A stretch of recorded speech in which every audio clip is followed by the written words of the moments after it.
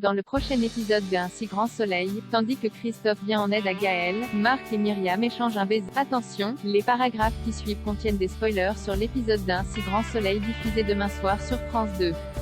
Si vous ne voulez rien savoir, ne lisez pas ce qui suit. Mardi 3 mai dans Un si grand soleil. Christophe vient en aide à Gaël. Gaël tente d'en savoir plus sur l'endroit où elle est avec Pauline. Si cette dernière n'en sait pas plus, elle assure en revanche que la police ne pourra jamais les retrouver. L'ancienne policière note donc sur un bout de papier les différents endroits qu'elle a identifiés à l'extérieur de la planque, puis le remet ensuite à Christophe auquel elle demande de le transmettre à Maître Baker. Comme il panique, Gaël lui rappelle que ses ravisseurs n'ont pas hésité à tuer 4 vigiles pour récupérer du papier à billets et qu'ils feront la même chose avec eux une fois la mission terminée. Ce mot est donc leur seul moyen de s'en sortir. Dos au mur, le vétérinaire le cache dans ses affaires puis quitte la planque avec Mathieu. Pendant ce temps, Alex a la tête ailleurs. Lorsque Julie l'appelle, il ne répond pas, ce qui n'échappe pas à Manu qui cherche à comprendre ce qu'il se passe. Alex explique alors qu'ils se disputent un peu en ce moment et qu'il réglera ça une fois à la maison.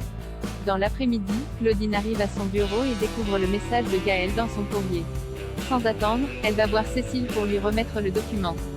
La juge Alphand garantit alors qu'ils feront tout pour la retrouver.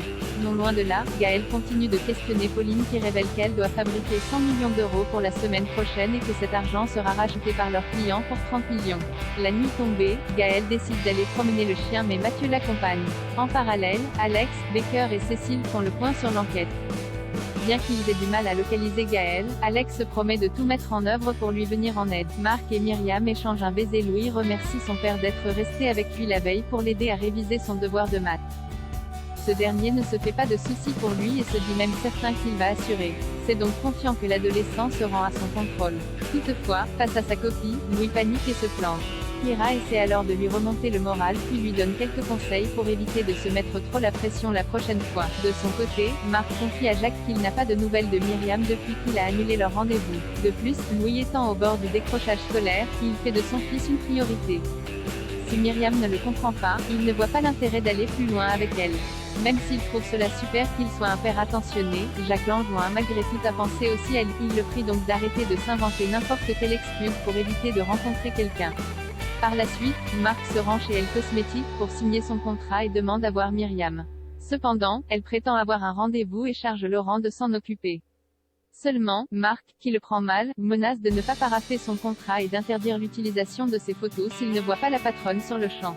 Puisqu'elle refuse toujours de le recevoir, il débarque dans son bureau et l'invite à dîner pour se faire pardonner de lui avoir posé un lapin la veille. Après avoir décliné, la jeune femme finit par accepter et Marc pose donc sa signature sur le contrat. En fin de journée, Marc présente une fois de plus ses excuses à Myriam puis évoque les problèmes rencontrés par son fils au lycée depuis son divorce. Compte tenu de ces explications, Myriam se montre compréhensive.